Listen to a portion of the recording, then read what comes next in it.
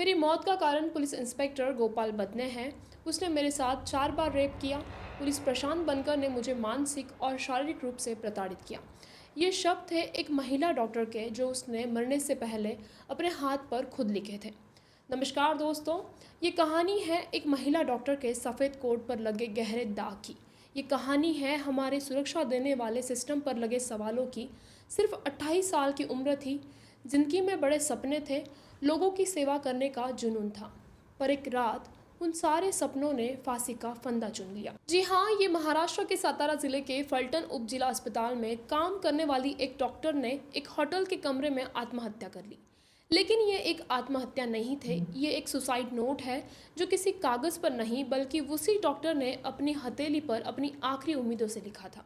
और उस नोट ने पुलिस की वर्दी को कटघरे में खड़ा कर दिया। 28 वर्षीय डॉक्टर संपदा मुंडे का आखिरी बयान जिसने पूरे राज्य को हिला दिया है। शुरुआत में तो लगा था शायद किसी सीनियर का दबाव होगा या फिर काम का तनाव, लेकिन जब डॉक्टर मुंडे के हाथ पर लिखा वो दर्दनाक सच सामने आया तो पता चला कि ये कोई सामान्य आत्महत्या नहीं थी। ये था एक सिस्टम के सड़ चुके चेहरे का खुलासा। डॉक्टर संपदा मुंडे मूल रूप से बीड़ की रहने वाली पिछले 2 साल से फलटण में मेडिकल ऑफिसर के रूप में काम कर रही थी। 23 अक्टूबर की शाम उन्होंने फलटण के एक होटल में खुदकुशी कर ली। पुलिस जब मौके पर पहुंची तो उनके हाथ पर लिखे वो शब्द सब कुछ बयान कर गए। मेरी मौत का कारण पुलिस इंस्पेक्टर गोपाल बदने हैं। उसने मेरे साथ 4 बार अत्याचार किया।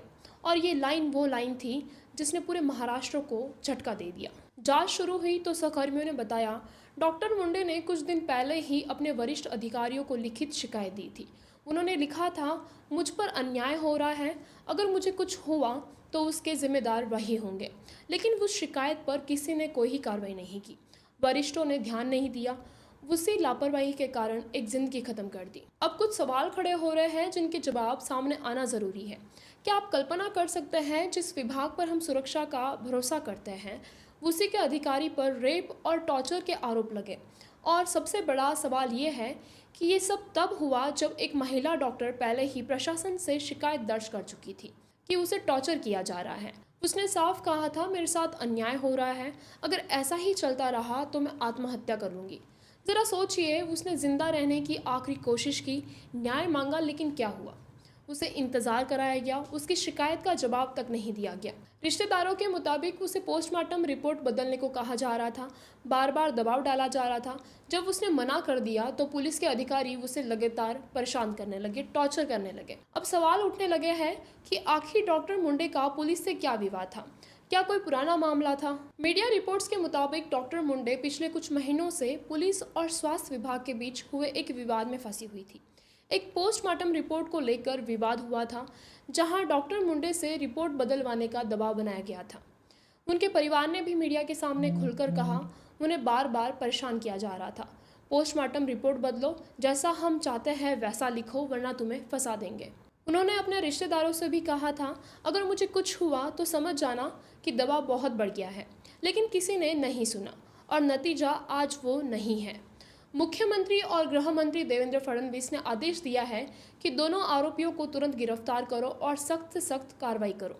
पालक मंत्री शंभुराज देसाई ने कहा, कोई भी अधिकारी हो, चाहे पीएसआई क्यों ना हो, हम किसी को नहीं छोड़ेंगे। ये मामला पूरी तरह से खुलकर सामने आएगा। राज्य गृह राज्य मंत्री पंकज भोयर ने कहा, यह घटना बेहद शर्मनाक है और जो दोषी है उसकी खैर नहीं। पुलिस अधीक्षक तुषार दोषी के मुताबिक इस केस में आईपीसी की धारा 64/2 और 108 के तहत केस दर्ज हुआ है। पीएसआई गोपाल बदने को निलंबित किया गया है और पुलिस पथक उसकी तलाश में है। लेकिन अब सबसे बड़ा सवाल ये है, डॉक्टर मुंडे जैसी जिम्मेदार पढ़ी लिखी महिला को आखिर इतनी हिम्मत क्यों जुटानी पड़ी कि उसने अपने ही हाथ पर लिखकर पूरी सिस्टम की पोल खोल दी? क्या वो अकेली थी या ऐसे और भी डॉक्टर, अधिकारी, कर्मचारी हैं जिन्हें इस तरह की राजनीतिक दबाव और भ्रष्ट आदेशों के नीचे कुचल दिया जाता है? उनके परिवार ने आरोप लगाया है, पिछले 1 साल से हमारी बेटी पर पुलिस और नेताओं का दबाव था। उसे कहा जा रहा था कि रिपोर्ट वैसे ही बनाओ जैसे हम चाहते हैं। उसने आरटीआई डाली, शिकायत की, पर किसी ने ध्यान नहीं दिया। और अब वही सिस्टम, वही लोग कह रहे हैं जांच होगी, न्याय मिलेगा। ये कहानी सिर्फ न्याय ना मिलने की नहीं है, ये कहानी उस अकेलेपन की भी है जो एक इंसान को इतना कमज़ोर कर देता है कि उसे फांसी का फंदा ही अपनी आखिरी शरण लगने लगता है। हम उस महिला डॉक्टर का दर्द समझ सकते हैं, वो उन पर क्या दबाव बना होगा, कितना भयंकर दबाव होगा जब उन्हें लगा कि उनकी सारी कोशिशें बेकार है। तब शायद उन्होंने सोचा होगा अब ख़त्म ज़िंदगी को ख़त्म कर देना ही बेहतर है। लेकिन आज मैं उन सभी से कहना चाहती हूँ जो खुद को किसी भी तरह के दबाव में फंसा हुआ महसूस करते हैं, ज़रा रुकिए, ज़िंदगी बहुत कीमती है, आपका जीवन आपकी सबसे बड़ी ताकत है। भले ही आपको लगे कि दुनिया का हर दरवाज़ा आपके लिए बंद हो गया है, पर याद रखिए आपकी जान देना किसी चीज़ का हल नहीं हो सकता, बिल्कुल नहीं। आपकी मौत से बुरा करने वाले नहीं मरते, बल्कि वो लोग तड़पते हैं जो आपसे प्यार करते हैं, जो आपको अपना मानते हैं। अगर आप परेशान हैं तो मदद मांगिए, आवाज़ उठाइए, खुद को कमज़ोर मत होने दीजिए। आपका हर एक सांस लेने वाला पल आपकी लड़ाई है ऐसे वक्त में।